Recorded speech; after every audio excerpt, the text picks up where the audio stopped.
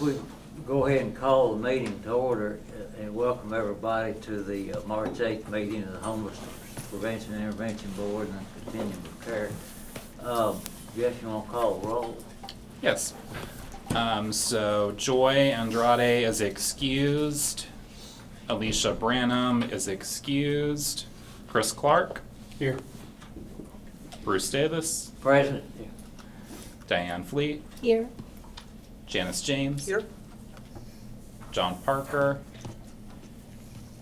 Kathy Plowman. Bo Revlett. Here. Liz Sheehan. Here. Renee Shepard. Lella Still is going to be with us momentarily. And Adrian Wallace. All right.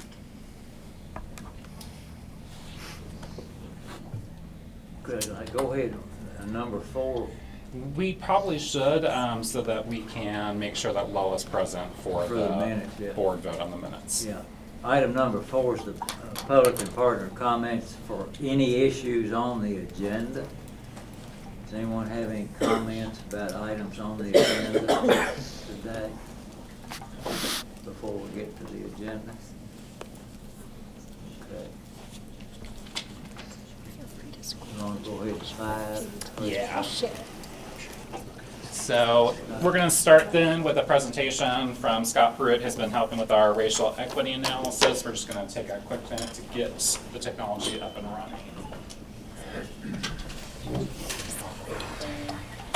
Is it too soon to know?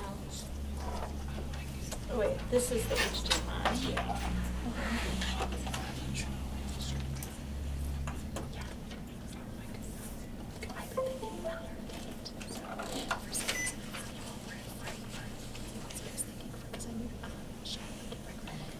Jake, I'll change it up in high. Let's see if there's a way for me to. Okay. She's welcome to come. But good riddance if she doesn't. Okay.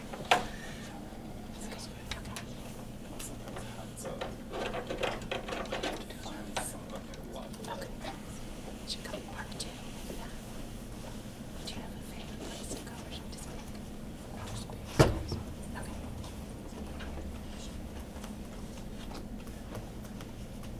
I have the report. I can kind of stick it under it.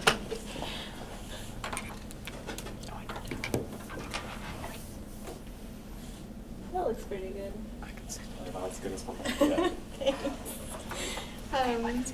Thank you again.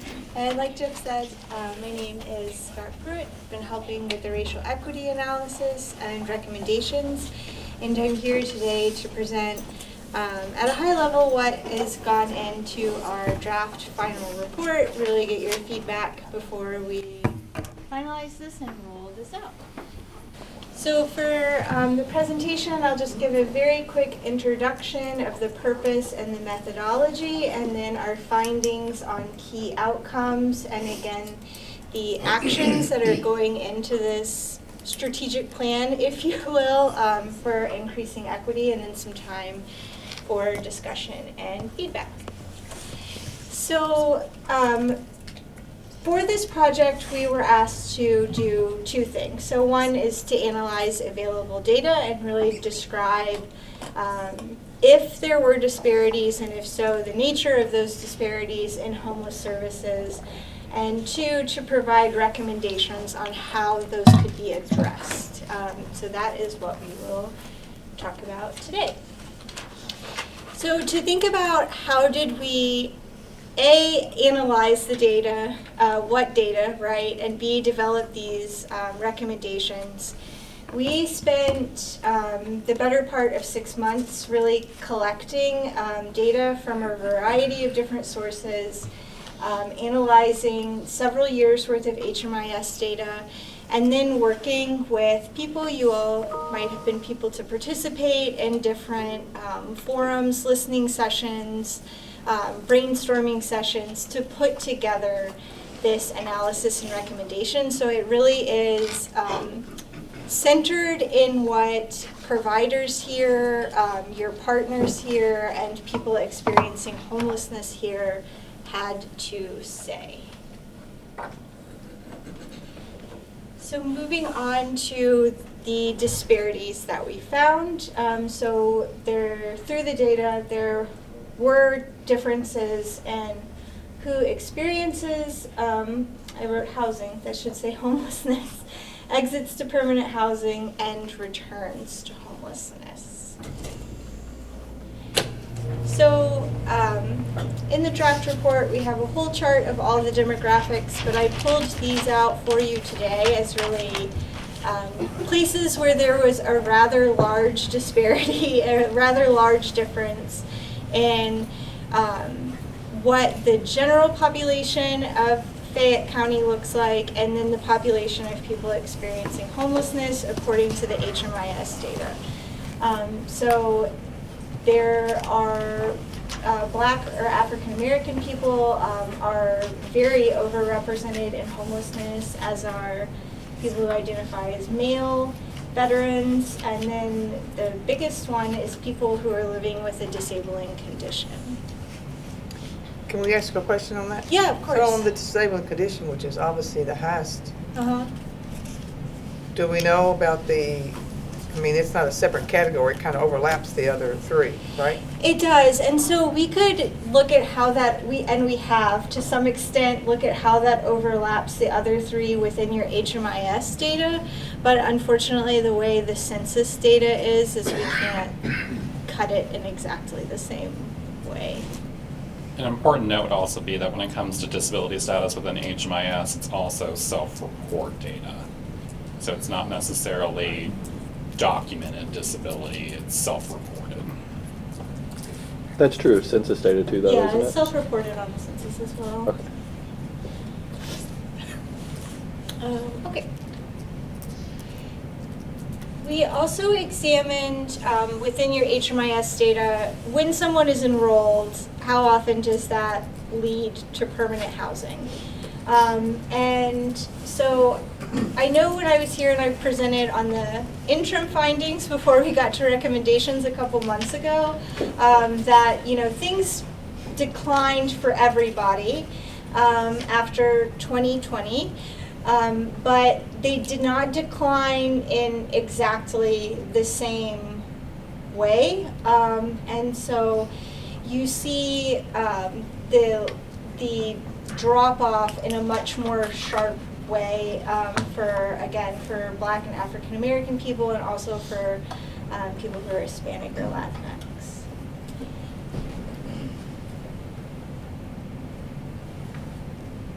Similarly, with the number of days that elapsed from the time that enrollment started to the time that someone was permanently housed, it has been creeping up for everybody. This is a general average, but overall, you see that again, Hispanic and Latinx households have a longer time to housing. Multiracial households, people who identified their primary race as multiracial, are on here. I just want to caution that was a very, very small number of people in the data set. And because you see the largest number there as well. Similarly, how many times was someone enrolled until they got to permanent housing? Again, it's been creeping up, but even taking into account the pre-pandemic data, it's much longer for people who are Black, African American, or Hispanic or Latinx in the data set. And I think this echoes some of the findings of the qualitative data of people really feeling frustrated about being bounced around from place to place to place until they were able to get help. Similar to the exits to housing, looking at returns to homelessness, this just some asterisks next to this, because this will be one of your HUD system performance measures. So one is that these percentages are going to be higher because it's looking within a specific race category. So there are plenty of zeros and then unknown data. And secondly, it looked at the entire next calendar year for a real measure of stability, whereas your HUD data, what HUD grades you on is only 6 months. So this is taking a little bit longer of a look than what you typically do in system performance measures. So again,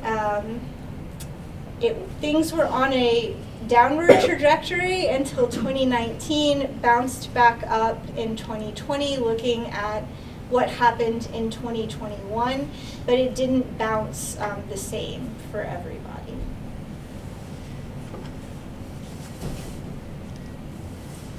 Oh, and we did not look at 2022 because at the time we started this, we didn't have the entire year's worth of data.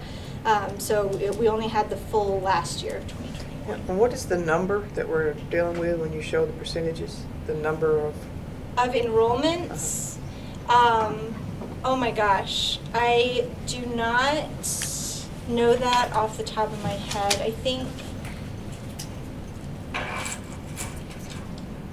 it was every single enrollment. So I want to say, I can add the number to the final report. That's That'd good be good. feedback. It was something like 45,000. It was it was a lot of data points.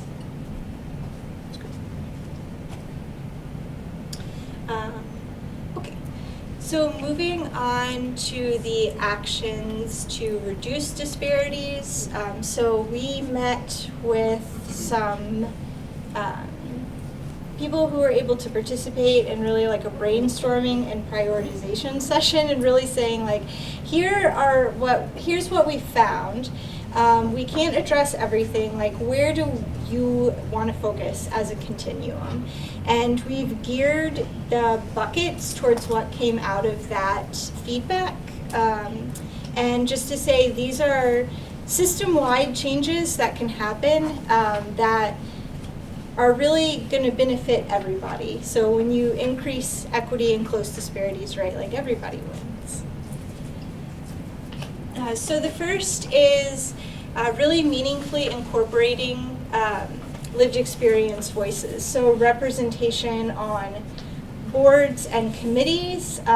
One of the big suggestions from current clients was having biannual listening sessions as a place that people could provide some feedback about services, and then compensating people. So really incentivizing participation on boards, committees, special projects, and within the report we've included funding streams and methods that are generally acceptable to be able to pay people and again incentivize and encourage that participation, whether it's through like contracting, gift cards, casual part-time positions, that kind of stuff. And I thought this quote from one of the providers that we interviewed really summed up our finding, is that people weren't identifying with people who were providing services. People experiencing homelessness did not feel like they were represented or their voices were heard. And for some people, that was really leading to not wanting to engage in services that they might need to be able to get housing. The second bucket is creating and expanding low barrier shelter options. So specific strategies include adopting written standards for emergency shelter that are low barrier and being able to monitor and fund to those, implementing the equal access rule fully, and holding training. So one of the things the COC can do is sponsor training for providers, as well as hold space for peer learning was a big need that people expressed. Shelter providers wanting to really connect with other shelter providers and a structured way to be able to share what's working, share what's not working well, present and learn what each other are doing. And from the survey we did, these were some of the requirements that people who said they were operating shelter had for people to be able to enter.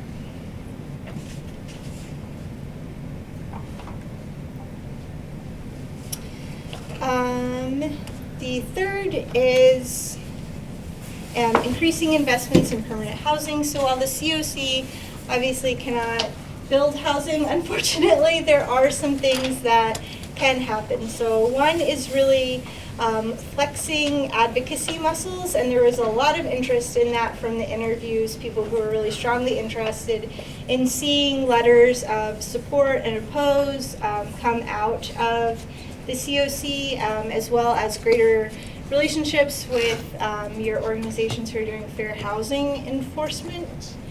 And with that, leveraging relationships and really educating zoning and other governmental agencies on who the COC is, what they do, and again, flexing muscles with required consultations. So there's other HUD funding out here in the community.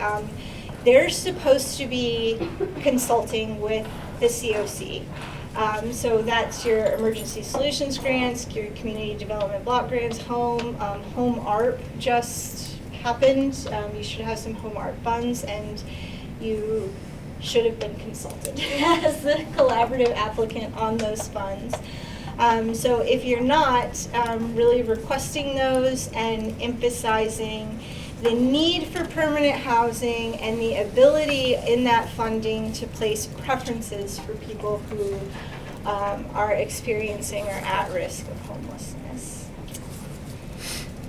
One of the other items to come out of the analysis was the desire for coordinated landlord outreach. So in a perfect world, if there's future funding, having centralized position within the Office of Homelessness Prevention and Intervention to really be like a landlord liaison, in a similar model to how some public housing agencies do this, to be able to share resources and hold that and not have different agencies in competition with one another. But the COC can also, again, hold trainings and help support communications campaigns and incentive programs.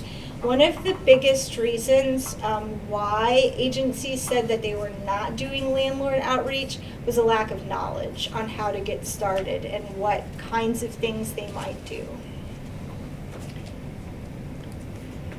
And just another data point, unfortunately, there is not enough data to do an ongoing housing market analysis for Fayette County. But even before 2020, you can see that your average monthly rent is going up and your vacancy rate is going down. And that, I'm sure, as we are all aware here, both personally and professionally, creates a very challenging housing market.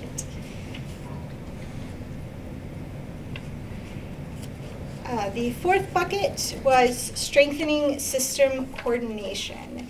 So people were generally satisfied with the Office of Homelessness Prevention and Intervention's role in system coordination, but they did suggest some stronger engagement from discharge partners. There was a lot of feedback about how jails and hospitals are releasing people from both providers and clients. I will say one of the, again, like highlights of positive feedback was really positive feedback about substance use providers, again, from both other providers who are coordinating with your substance use agencies as well as from the clients. Other suggestions included really reviewing and trying to streamline coordinated entry policy and practice with a focus on equity. There was a lot of feedback that it was circuitous and had a lot of duplicative steps in there. Same thing with clients saying they felt bounced around. And that did play out in the quantitative data a little bit with just a high number of enrollments to get to a service for a lot of people. Finally, just the consistency of assessment. COC-wide training on assessment to make sure different agencies who are doing this are doing it in a similar way, and also consideration of a new assessment tool that is not the VI SPDAT, or at least modifying the VI SPDAT with an equity focus. And in the report, there's some specific methods of doing that with some community examples. I do not have the data on the screen, but it was presented previously, and it is in the report that people who are Black or African American are consistently scoring lower on the VI SPDAT, which deprioritizes them for housing. There's also a much lower rate of identified and documented disabilities for people who are Black or African American, and that echoes what we heard about the ability to access healthcare and doctors in the community for certain populations. This is a quote from a client regarding, again, jail releases, and that was a very consistent theme with service coordination, just that people were increasingly getting arrested simply for being homeless, and that the jail wasn't really doing anything, not contacting people or trying to connect them to services. And so it was leading to this really vicious cycle of getting arrested for being homeless, back in jail, back out again, and so on and so forth, which in turn creates more housing barriers for people to try to get into a permanent place to live or get into services and things like that. I will say in the provider survey, there was a lot of interest expressed among providers, which included some community police officer partners, to say that they would be interested in coming together in different forums for like individual case planning and like case conferencing kind of forums. Finally, the use of very targeted prevention funds.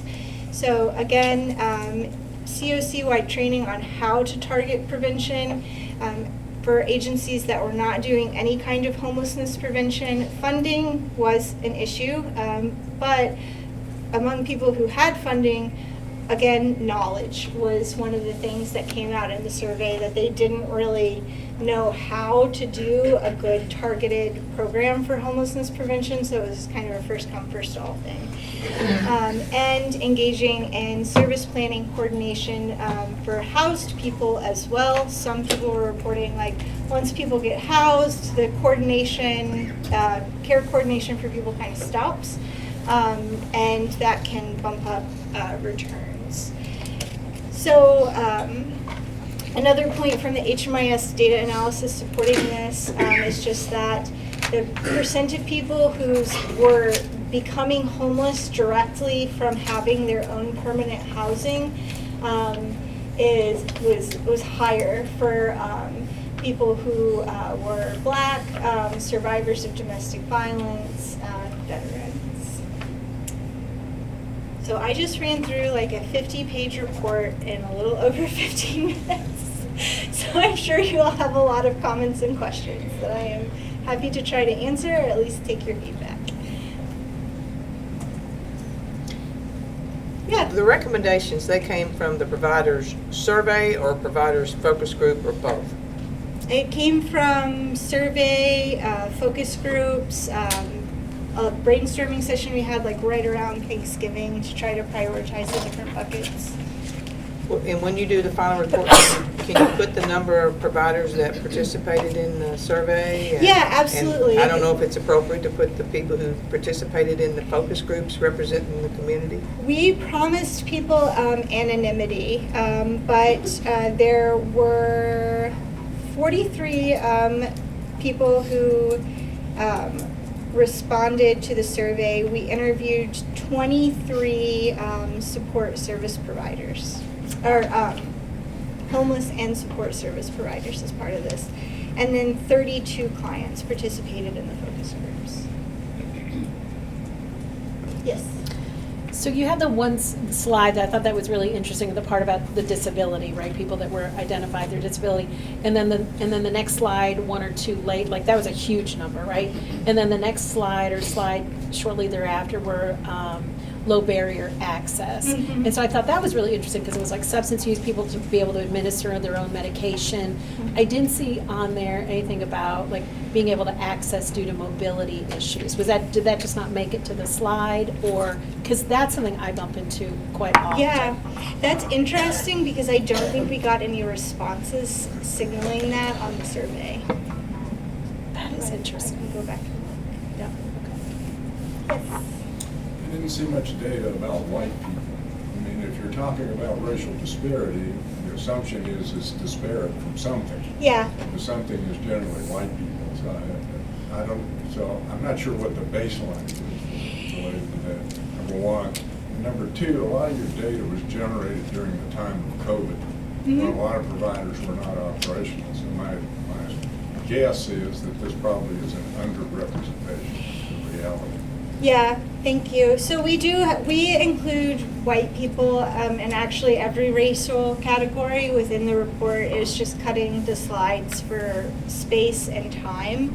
And we analyzed data, we can just go to this next slide. So everything from 2018 and 2019 as well to try to get pre-COVID operations, but then yes, you're absolutely correct. Just in general, there was a drop-off in the number of people in the system in 2020 that did start to come back, and 2021 looked more normal in terms of the total number of enrollments.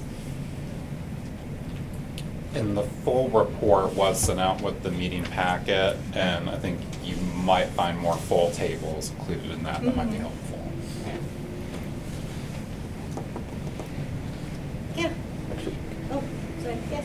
I'm curious about the statement you made that more people were being arrested just for being homeless.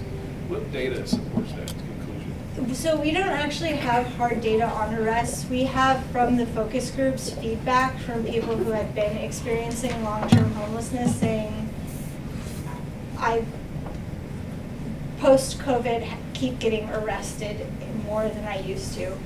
So unfortunately we don't have like quantitative hard numbers attached to that, but we do have people's stories saying they feel like enforcement has ramped up. So that statement's based on a few anecdotes, not data. Well, I mean, I would say the depth of focus groups that we did is data.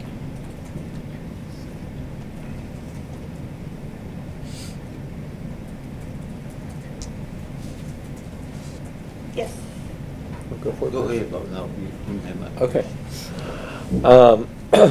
One of the things coming into when one of the things that I've been curious throughout this process is about the not just the overrepresentation of, in particular, Black people, but the underrepresentation of Latinx and Hispanic people, which I think the shared assumption is that that's not because Latinx and Hispanic people are actually experiencing housing insecurity any less frequently, but it's because they don't access the system as much.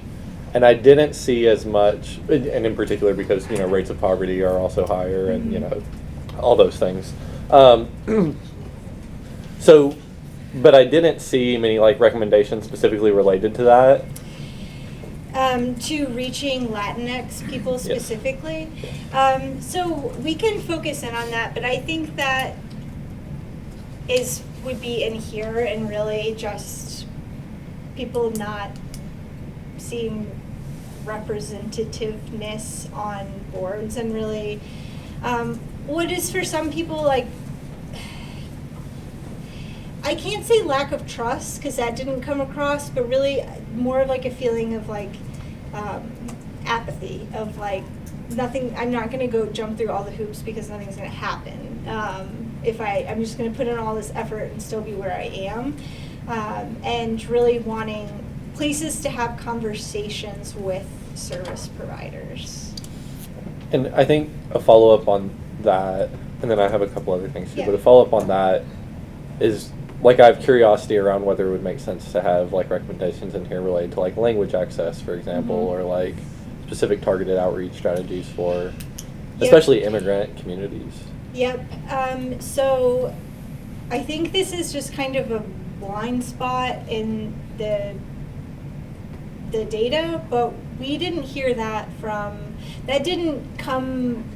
that was not like a top theme in our conversations with providers, language access. And then no one expressed language access in focus groups, obviously, that were conducted in English.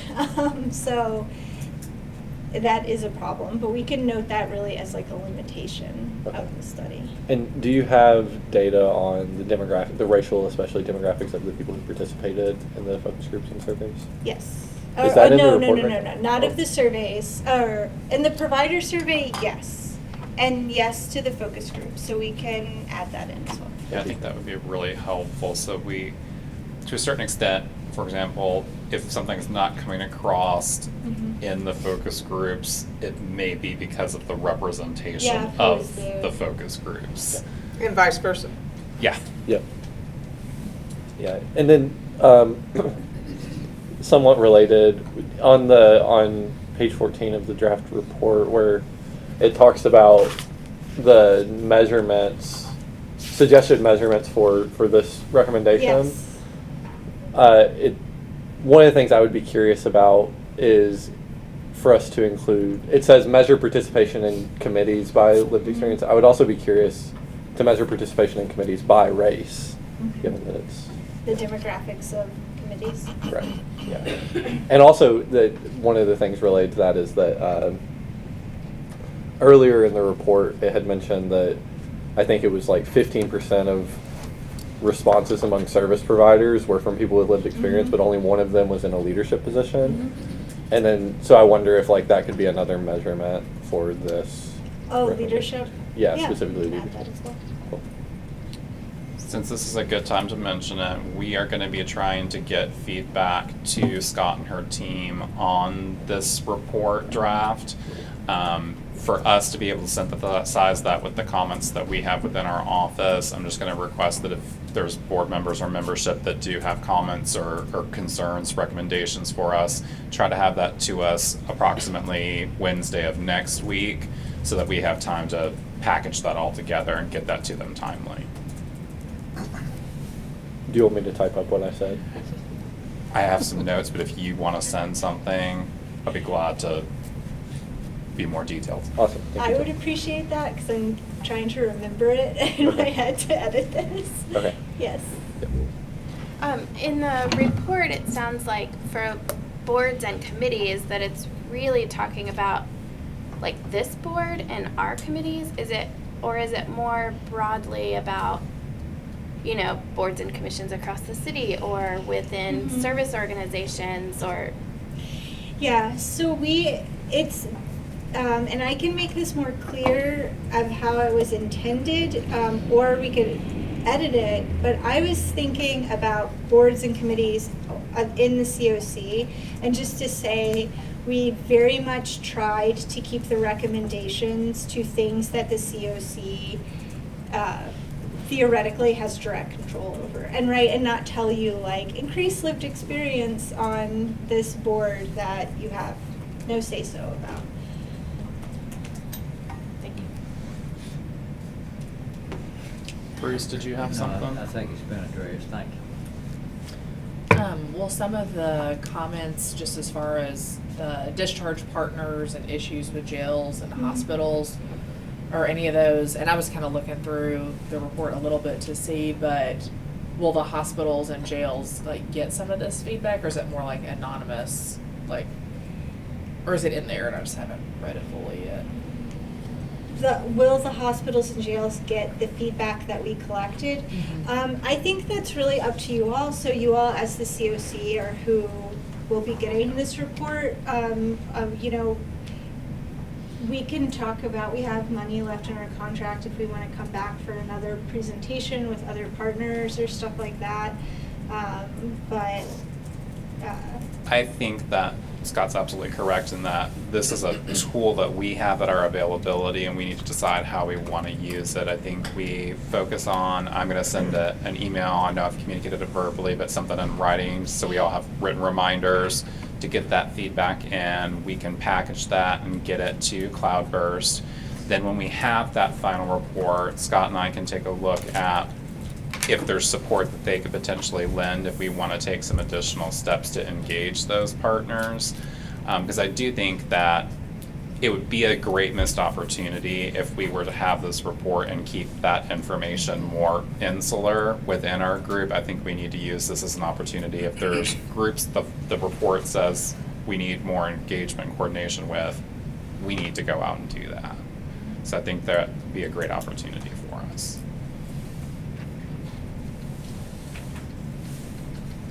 Is there any other questions or comments? All right, well, thank you so much for having me. We thank you for your you. presentation and time, and I thank everybody for their input today and hopefully over the next week. I love your boots. Thank you.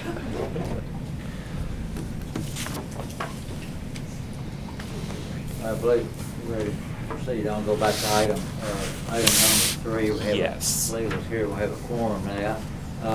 Approval of minutes. Like the other items, the minutes, the draft minutes of the January 11th meeting were sent out with your packet last week. Are there any additions or corrections to the draft of the January 11th, 2023 minutes? Hearing none, can I get a motion to approve? So moved. Leah's moved. Second. Second. Chris, second. All those in favor signify by saying aye. Aye. Any opposed? Thank you. It's unanimous. The minutes of January 11th, 2023 meeting are approved. Let's see. Well, we'll go to we're up to committee reports now, I believe. Item 6, Data and Systems Integration Committee report. Yes. Yeah, so I will be reporting for the Data and Systems Integration Committee meeting. That committee met on February 1st, 2023 at the Don Ball Campus Center. Things that were discussed at that meeting was the point-in-time count housing inventory count. I discussed the success of the point-in-time count with over 150 volunteers in the community on the evening of January 25th. We were able to canvass much of Lexington and ensure that all volunteers spent less than 2 hours out in the field. At the time and current, this office is currently working on data validation before presenting any of those numbers. At the time of this committee meeting, and still, HUD has not opened that portal for that data to be submitted, and as we have not received word as of yet when that will be. We also discussed our returns to homelessness review with Dylan Shell. Dylan spoke about the return to homelessness review and stated that establishing that review and what exactly that will look like is a continuing effort. He emphasized that one of the goals for this review is to examine gaps within the system as a whole, as well as hear from individuals and their lived experiences, and a need to examine how the continuum can help support individuals who exit with a permanent housing destination but then re-enter the homeless system. There was also a discussion in this committee of where this review should take place, and it was tentatively placed in the Data and Systems Integration Committee. It was also discussed with several partners. This is not a specific evaluation of that provider, but rather an effort to bring all parties together to discuss how we can improve and reduce those returns to homelessness. We also discussed performance and system measures benchmarks. Jeff Herron spoke about that information, which has since been provided to our providers as a way to help navigate our PPE, Program Performance Evaluation Committee meetings, allowing for comparison between programs, as well as greater development for COC strategies, working with providers on running and interpreting reports, as well as using HMIS as a tool to improve system performance measures. We also discussed our resource guide updates. As of current, that resource guide is in the edited version within New Vista. Those updates are made as they are presented, so if you do have any updates, that should be either told to our office or to New Vista for that to be brought forth. In our housing triage by nameless meetings, which was discussed at this committee meeting as well, Jeff Herron reiterated that those meetings are taking place on Thursdays at 2 every 2 weeks. And our next meeting is April 5th at 1:30 at the Dawn Ball Campus Center. Is that it? I think that's it. Thank you, Marissa. There's nothing that the board needs to take any action on. That is correct. Okay, thank you. Program Performance Evaluation Committee, Liz.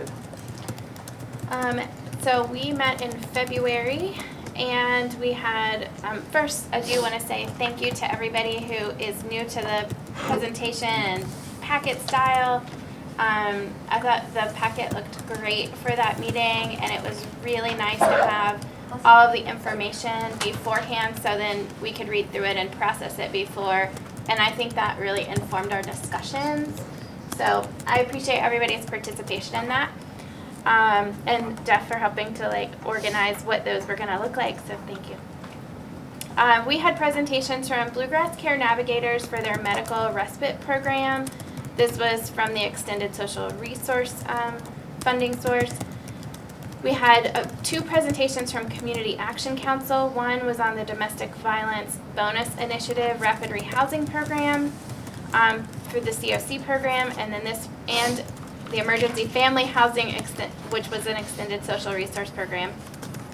And then our last 2 presentations were from the Hope Center. One was on the Emergency Shelter, which is an ESR Extended Social Resource program, and Street Outreach, which was through the Emergency Solutions Grant.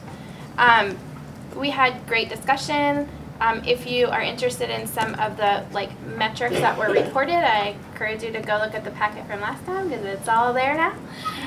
And we had some good conversations about, connections to sober living facilities.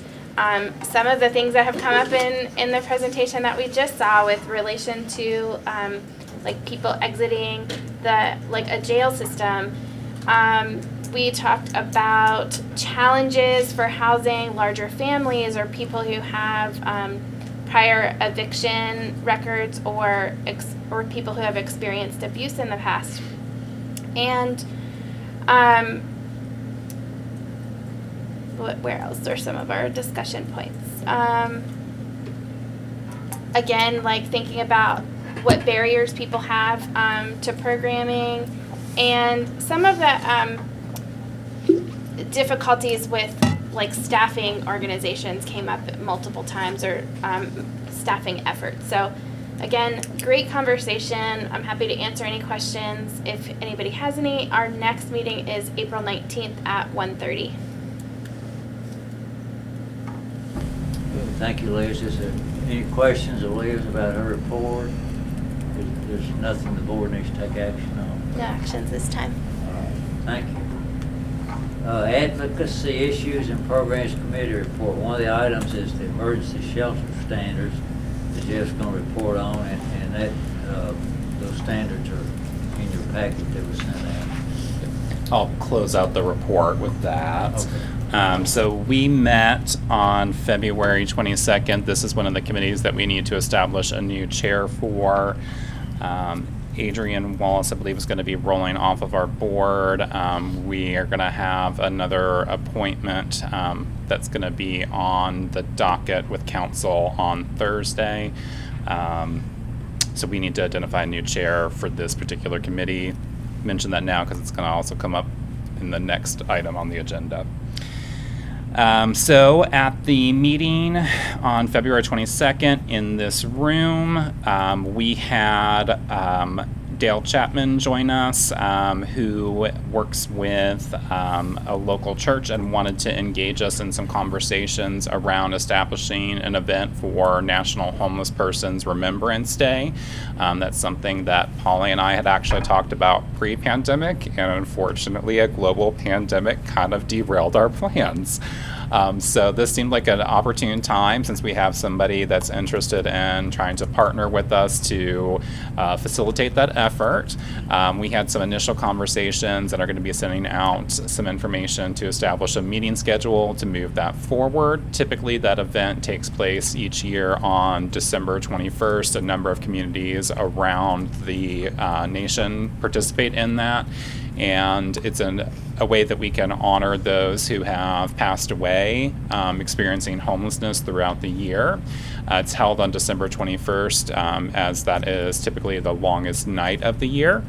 So we're looking at trying to establish an event and also thinking through things like how do we gather some of that information to make sure that we're thoughtfully honoring persons when it comes to December, and that we're not trying to go out and obtain that information at the last minute. We talked through several different items that might help us put together a thoughtful event. Additionally, we had some discussion around program standards. There were 2 items there. One, which we'll need to have a motion to vote on momentarily, was establishment of emergency shelter standards. Marissa in my office had engaged our emergency shelter providers in developing those draft standards, and the committee moved to go ahead and establish or approve and move to the board that draft. As a reminder, this is kind of a starting point. We definitely anticipate that there is room for further development of those standards. For example, taking a look at some of the findings from Cloudburst report on our system, there's probably some areas that we could definitely strengthen within those standards, but in order to bring us into compliance with HUD, we wanted to go ahead and get those standards approved. We'll see how the board feels about that. Additionally, we spoke about program standards in a broader context. We now have established rapid rehousing, permanent supportive housing standards, and we have the emergency shelter standards to be voted on. So the major area that this kind of leaves out at this time would be street outreach. So we also use the meeting as a platform to go ahead and start some initial discussions around development of street outreach standards, so that across our teams there would be some baseline expectations of what that looks like. Following today's board meeting, that group is going to use this time to go ahead and hold an initial meeting to move that forward. While we're working on that, we're proposing that we would set a quarterly evaluation schedule, which we'll pull together for the next advocacy committee meeting. And since these standards are something that we want to make sure that we are looking at on an ongoing basis and continually looking to make sure, one, are we actually adhering to our standards? And 2, is there a need to update or modify standards? The thought would be that once a quarter we have one of those set of standards that would be reviewed, and we can look at those from that perspective to see if there are additional changes or additions that we need to make. We're going to probably go in the order of which we established those standards, starting with rapid rehousing so that we can revisit those and make sure it's been a while since those were initially approved. Then permanent supportive housing standards, which were approved a few months back. And then we will do emergency shelter, and hopefully by the time we get to street outreach, we'll already have those standards developed and approved. There was also a minor update regarding House Bill 21. It continues to make some progress. What I understand from the Kitch meeting this morning was that we're kind of in a similar pattern of where we were last year with House Bill 197. It got within the House unanimous support, but it still is going to have to be approved through the Transportation Committee of the Senate. And there is some concern that it's moving a little slowly, so definitely feel free to reach out to your legislators and express your support of House Bill 21. We also have a social media toolkit that individuals or organizations can use to show their support, and we can get you information on signups, both individual or organizational signups that you can sign on to show support of that bill. So at this time, I'm going to loop back around to the emergency shelter standards and see if there would be any discussion before we would have a motion. Well, actually, the motion came from committee, so before we would pursue a second for that. I have one question, because there's this standard in there that you don't exceed occupancy, which I think could be a problem for shelters and for us in the winters. Yeah. You really want to just get as many people inside as you can. Do we have to have that? And so I believe there's some language to mitigate that. I believe that would If you be. think there's language to mitigate it, I didn't see that, so that's good. So, Marissa, am I correct that that would be page 7, the emergency plan addendum? Yeah. So page 7 is an emergency plan addendum that does create a little bit of flexibility. We may need to potentially, that might be an area that we might need to increase. Yeah, that's where I thought I saw it, that you can't the exceed language. the occupancy for your whole entire shelter. So if you can just, Okay, whatever I you can do to make actually do with it. am seeing, So, yeah.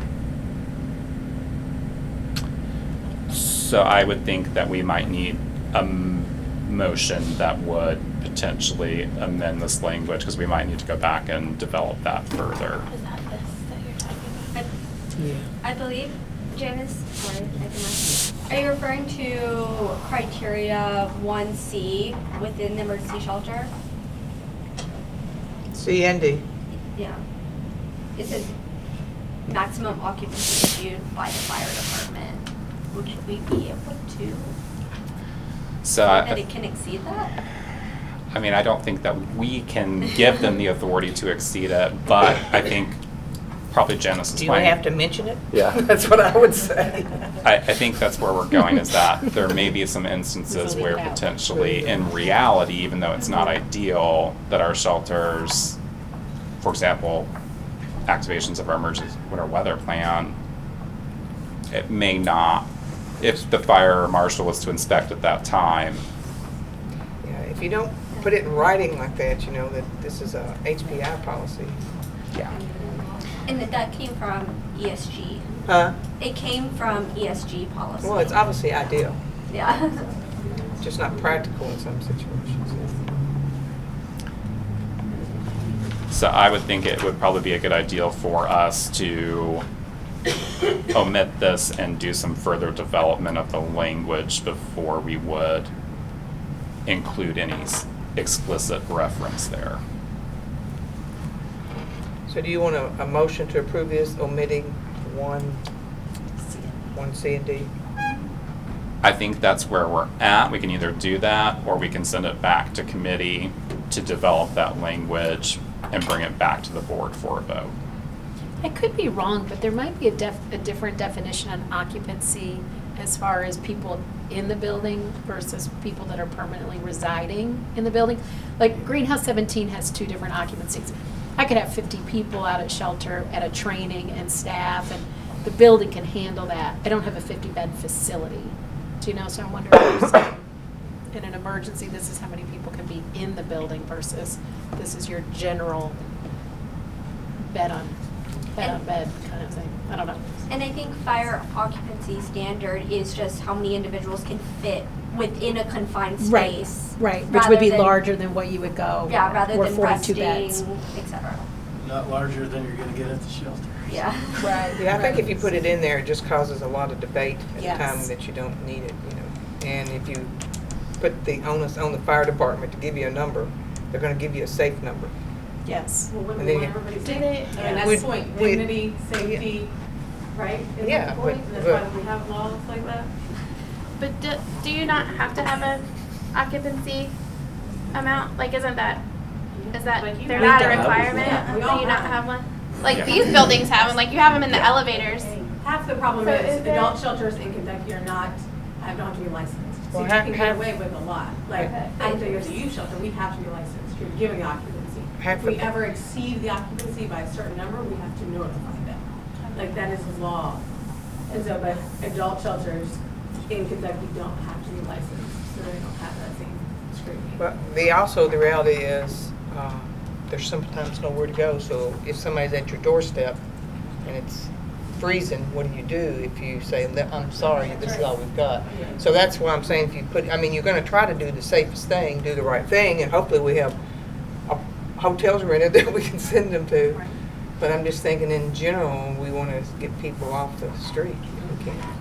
I mean, This highlights it, so maybe you should take it back to the committee. I think we definitely need to take another look at that, because we want to make sure that, for example, we probably need to make sure that we have on file what everyone's occupancy rate is, so that we know that information and can consider, do we have any data that suggests that we are exceeding that at any time?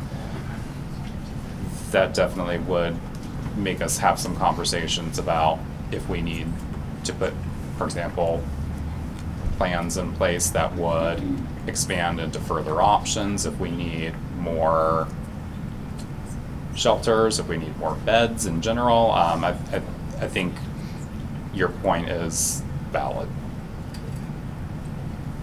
If we put it right in, then it's gonna make it harder Yeah. to disobey it. So then let's, sounds like we're in favor of moving this back to committee. Question on that. If I recall the committee discussion, it was that we're technically out of compliance with HUD until we approve these. We are. Is there a major problem to approving it without the language or with the language and then amending it and doing a reapproval after, just so that we are in compliance even with an imperfect document? I mean, I think that's fair. So move forward with striking that and then amending it at a later date. Is that what you're saying, Bob? Yeah. That was the strategy that we used at the advocacy committee meeting, was to make sure that we had something to work with that was approved. But I mean, ultimately, this board decides, and I'm happy to work with you whichever direction that we go. Let's do it. I'll make my original motion, which was approve this with number 17. One C and D. What? One C and D. One COD admitted and refer back to committee for further discussion. I will second that. Second to amend. Now, you're saying 1C and D? Yes. Yeah, well, they're sort of related. Yeah. Doesn't really. We have, we vote on the motion to amend first, I guess. So is everyone clear on the motion? Is it to amend and approve, or is that to send back to committee?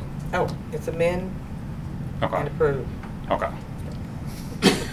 And then send it back And to then send it back. committee. It's 3 parts. Okay, Send that particular language Yes. back to the Yes. committee, not the whole thing. Yes. okay. I just wanted to be clear.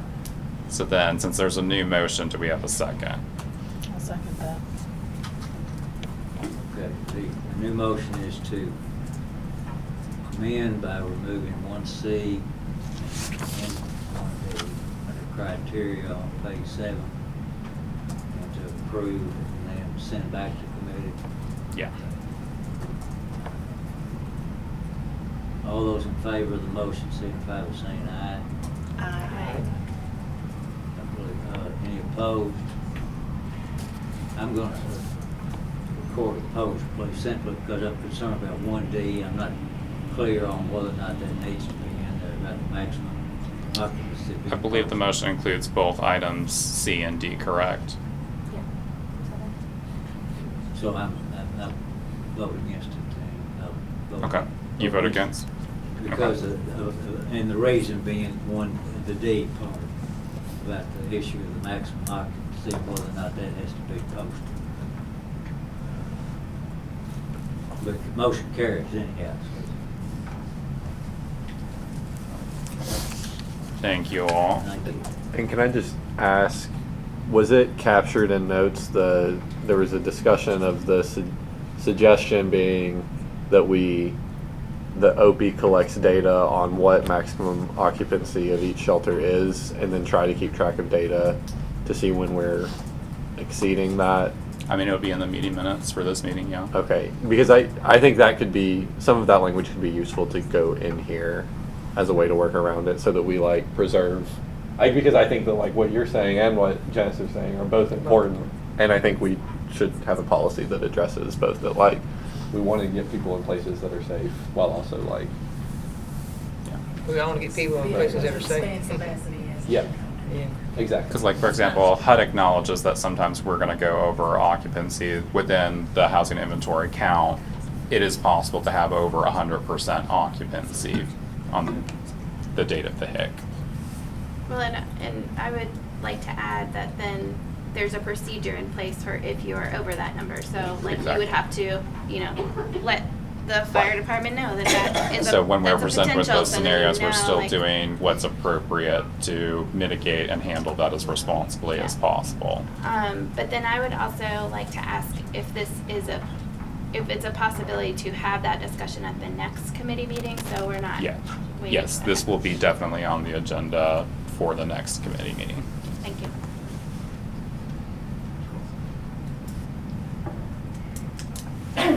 Jeff, anything further under item 7? Committee report? Unless the board has anything, I don't believe so. And item 8, encampment SOPs. So I'm going to quickly review the encampment report for this meeting. You're going to see kind of a pattern here where we were not able to find evidence of active encampments. Given the time of year, most of these removals were camps that have previously been abandoned, and at this point we were just going in to remove trash that was left behind. So where you see that there was no evidence of an active encampment, that means that we're not able to find anything that would clearly denote personal belongings, and that we're not able to establish contact with anyone. That's going to be the case in several of the locations. Was there any questions from anyone regarding the report included in the packet? On the, because I think that 1 through 4, 1 through 3 all say no evidence of active encampment. So then what gets cleaned and removed in those situations? So it's typically items that are going to be trashed, left behind. So that could be anything from food containers. It can be sometimes miscellaneous items of clothing. Unfortunately, sometimes needles.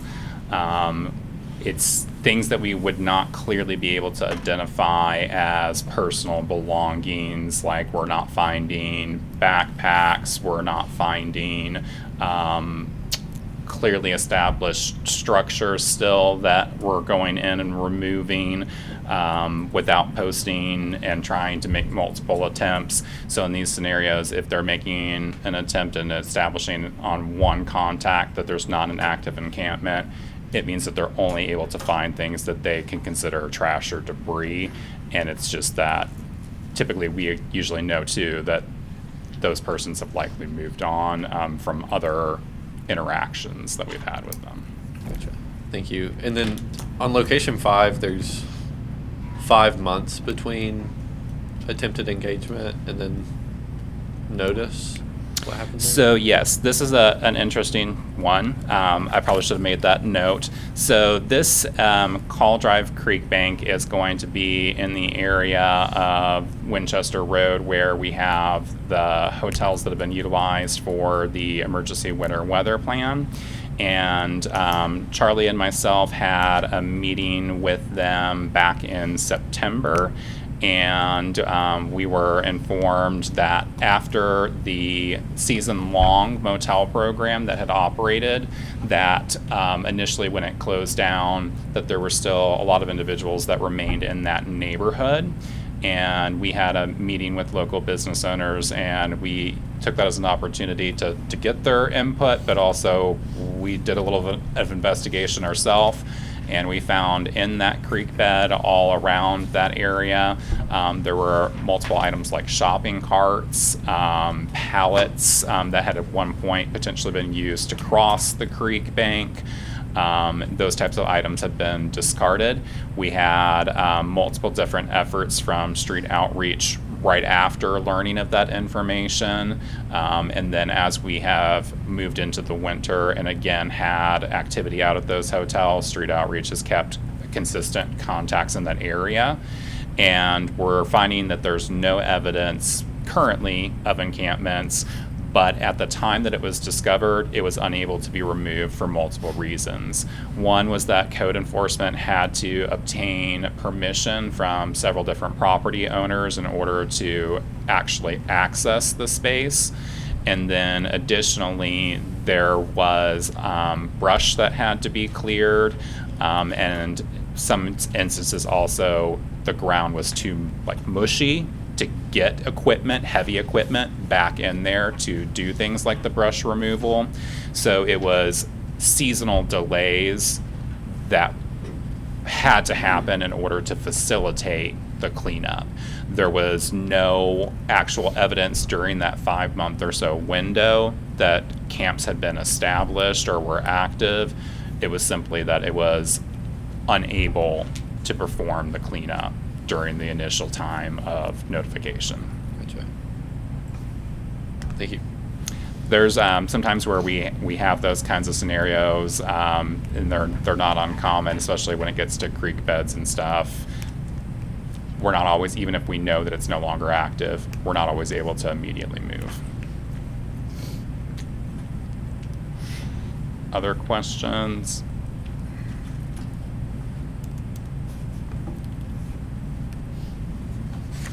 Move to director's report.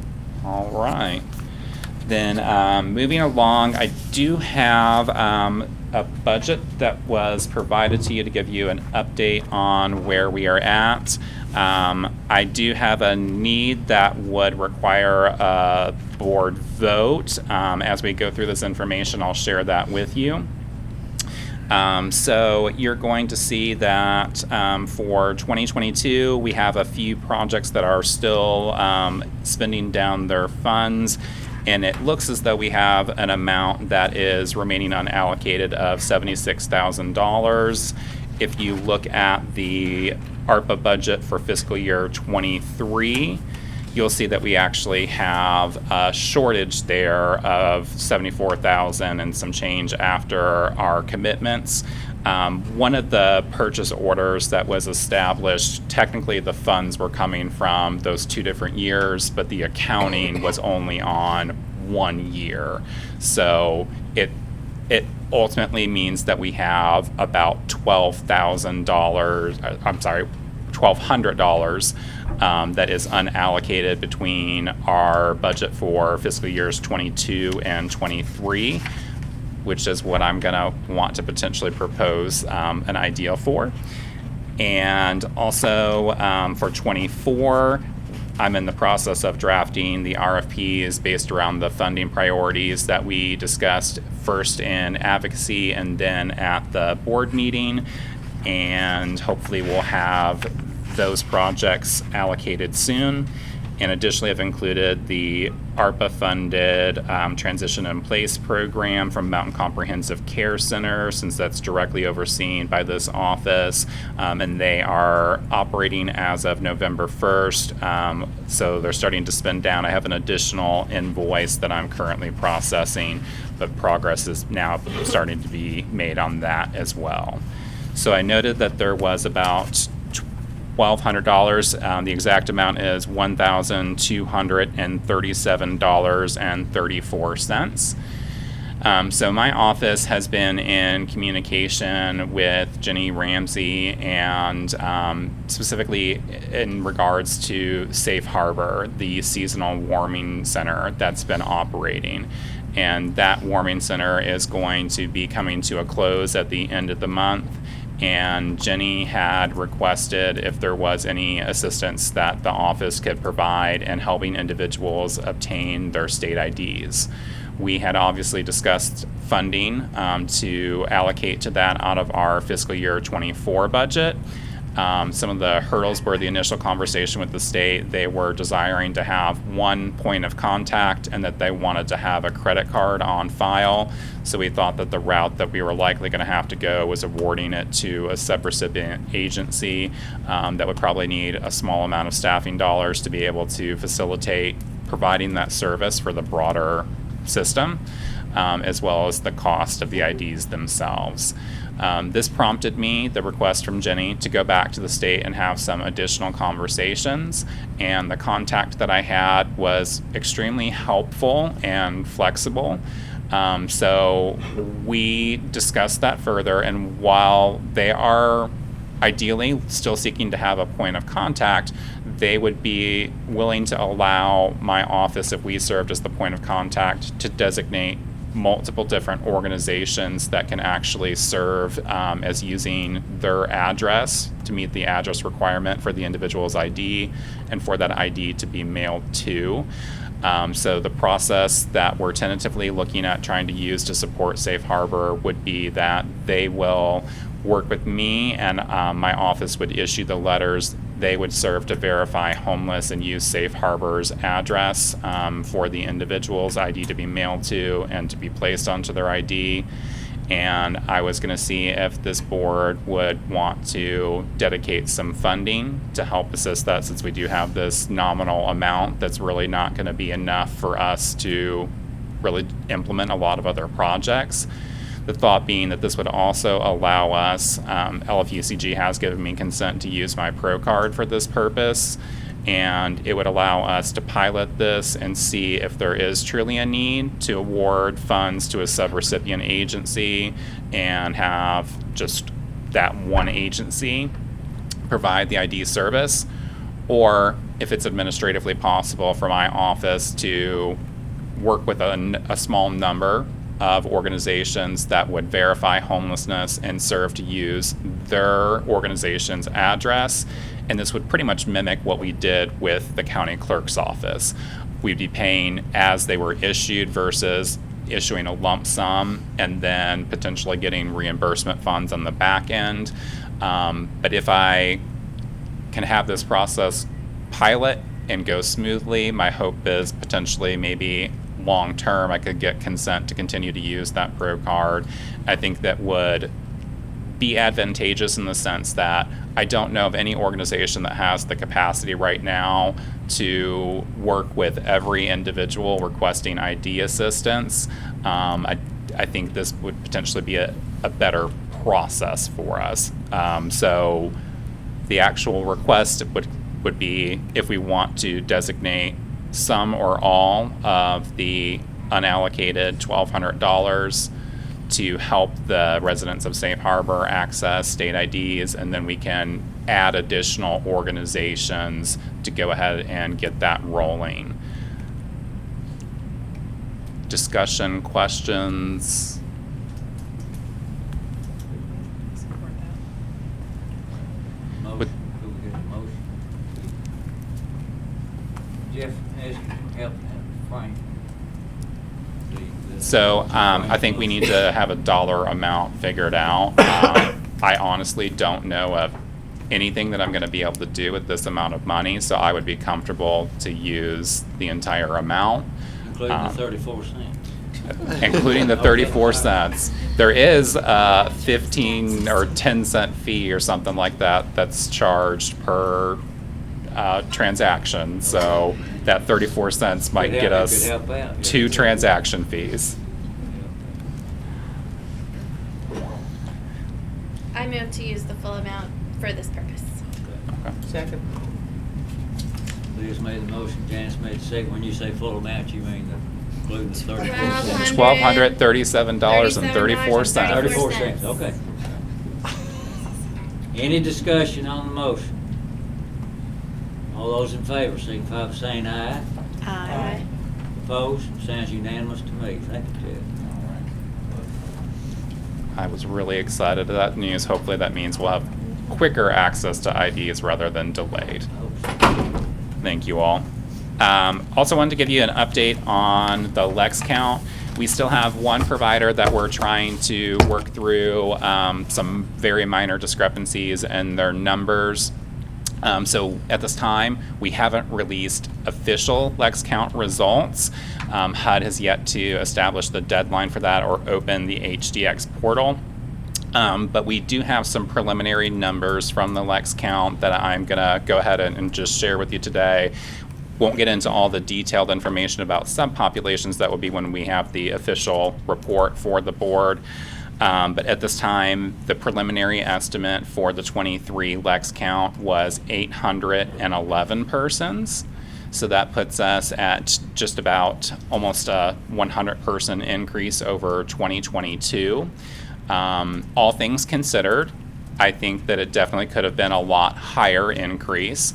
And when we have that actual official results, we typically give you some longitudinal information. So if we compare this to 2022, it's something like a 13%, maybe 13.5% increase over 2022. But if we go back to 2019, which was, if you'll recall, the year that we had a point in time count during a polar vortex, we actually had 787 persons that were counted on the evening of the 2019 Lex count. So that's really only from that year an increase of about 3.5%. I had done a presentation for LFUCG internally where I also kind of did a visualization of some of those numbers. 2018 is the year that we had a big drop from the previous year, in part due to changes in how transitional housing programs were counted if they were not exclusively dedicated to the homeless population. So really the period from 2018 through current is kind of the best apples to apples comparisons that we can make. And when you look at that, both the mean and the median for our numbers hovers just around those low 700s. Sometimes we're going above and sometimes we're dipping below. But overall, in that period from 2018 to present, our numbers have been overall fairly stable. So definitely there's room for improvement in the sense that I would eventually like to see that number trend downward. I think there is still some positive news in that we're not going too far outside of the pattern that we've had established for the last several years. So I did want to at least give you some preliminary updates on that information. We'll be prepared to have the full report hopefully in place for the Data and Systems Integration Committee meeting for them to take a look at, and then the upcoming board meeting. There is a possibility that HUD may request a timeline for submission that would be prior to our next board meeting. If that were to occur, then we would call a special, hopefully Zoom board meeting to go ahead and approve more quickly. But I did not feel comfortable with presenting to you a number today that, even if minor, could change before final submission. You have to actually approve the official number, not a preliminary number. Any questions on the Lex count? Just as roughly, and maybe it's not available right now, individuals in this count were people that were located by the teams that went out. So that number is 38. So we obviously have to consider that we do have some programs that targeted persons that had barriers to shelter, like the motel program. There's also the residents that were at Safe Harbor, that some of them would potentially otherwise be unsheltered. But in terms of those who were actually unsheltered on the evening of the count, the number was 38, which I believe is maybe 6 or so additional persons over 22.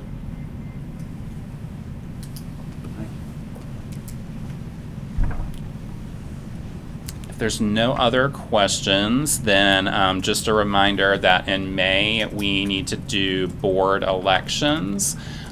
So we presently would have 2 committees that are without a chair. That would be the Data and Systems Integration Committee. Mark Woods had resigned from our board in the fall, and then Adrian Wallace has been absent from the board and committees for quite some time. Did provide a certified letter to him. Ultimately got no response from that. After a couple months, the letter did return to me. Been communicating with the mayor's office, and they were working on just putting that into a mayor's report for transparency. And I believe it may even be this week's mayor report that went into. At the same time, we have a new board member that will be joining us officially for the next board meeting. Her appointment is on the docket for tomorrow evening, and that is going to be T.C. Johnson with Fayette County Public Schools. She is their McKinney-Vento liaison.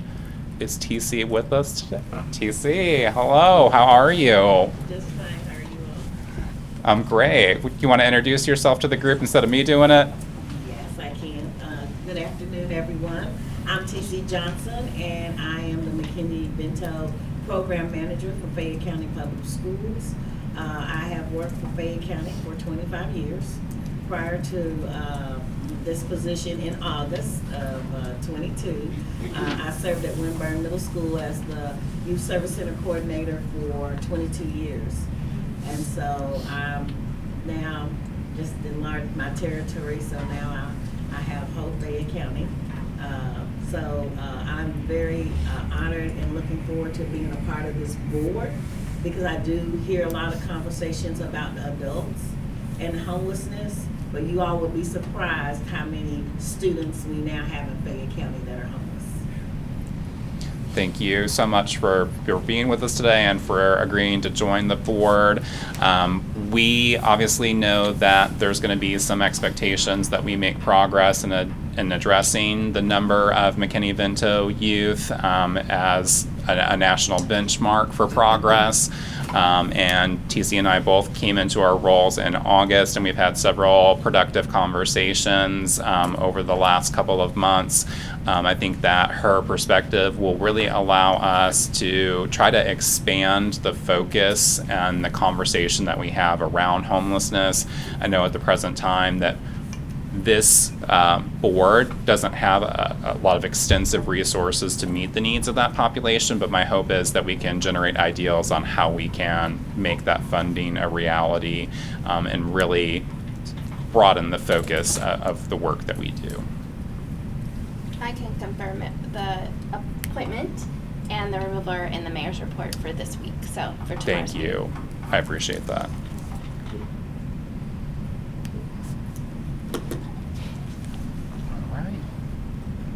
I think that's it. Well, did you mention chair and vice chair election also? You mentioned. Oh, yes.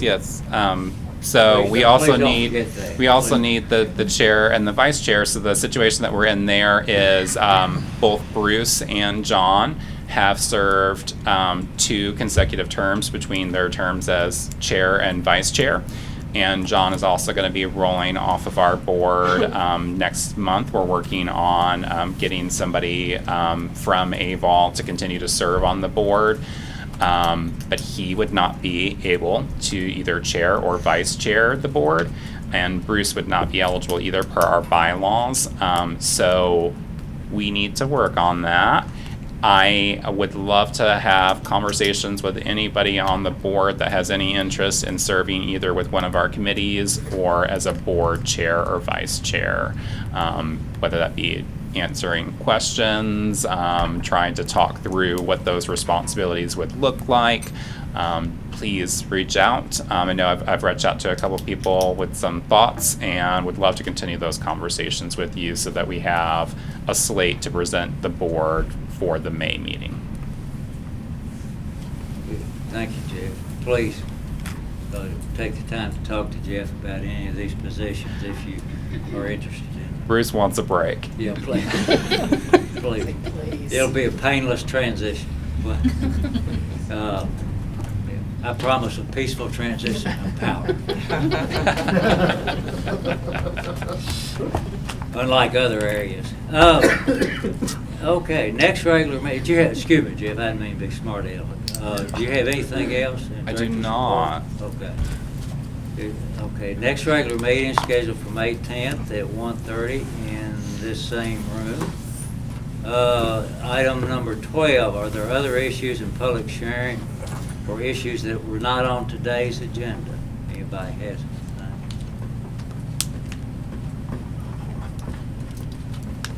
Hearing none, could I get are we ready to adjourn?